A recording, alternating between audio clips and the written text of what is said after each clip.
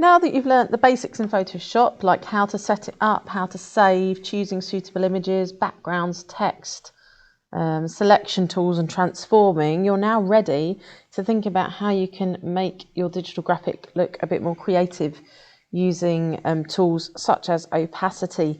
So opacity is how transparent or how see-through a particular layer is, so usually an image on your digital graphic. So it allows you basically to merge images together really easily. So say for example I've got my second butterfly over here, butterfly 2, which is this one here. All I have to do is use this tool here in the layers panel called opacity.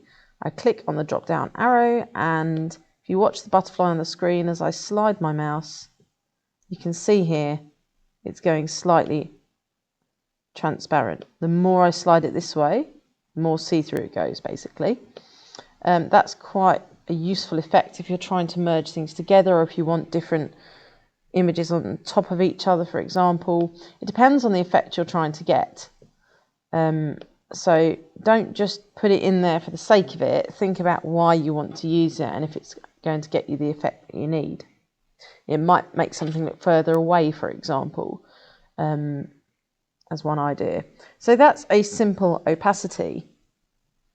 You do, of course, need to make sure you've already got your image on your digital graphic. So you need to make sure you've already used the selection tool to cut it out and put it on your digital graphic to see that you can see the opacity effect. It's not going to work if you just use it on an image which has got like a white background, for example. If I had a white background around this butterfly, you would still be able to see the white background.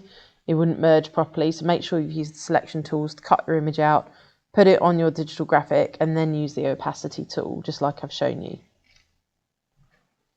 Another way of using opacity, which is a bit more advanced, I'm just going to take the butterfly back up to 100 so you can see what it was like to start with, is using a layer mask. And this is an advanced way of doing opacity. So down here in the layers panel, I've got these buttons which we haven't explored yet.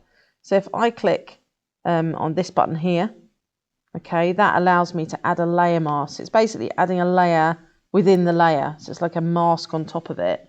So you can still see what's underneath it, but you can alter the way it looks by putting an effect on top. And in this case, we're going to use an opacity effect using a gradient tool.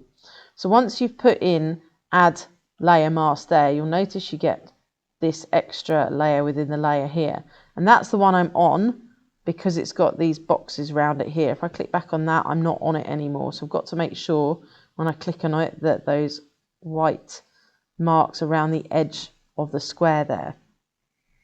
Now I'm going to use the gradient tool over here and make sure that it's on black to transparent up here, and then simply decide where I want my gradient. I'm going to use my butterfly still because I'm on my butterfly layer. If it doesn't work, whatever you're trying to do, just make sure you've got the correct layer selected when you do this. And say for example I do that with my gradient, you can see it has a massive effect and I can only see part of the image. So if I'm not happy with that, I can just do it again. But what might happen is it might black out. Now it's not because you've done it wrong, it's just because it's adding another gradient. So if you make a mistake, you can go to the history. If you can't see your history here, just go window and choose history, okay, and it should pop up.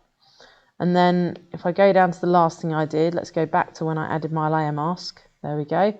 And I can try it again. So say I just wanted a little opacity there. It depends what I'm trying to do as to what effect I want. I can obviously fiddle around up here. I could change the type of gradient. So say I wanted that. I could do that. It really just depends what effect you're trying to get. And of course you can then use your move tool to move it around, making sure you've got the correct layer selected, of course. And that's how you do the advanced opacity.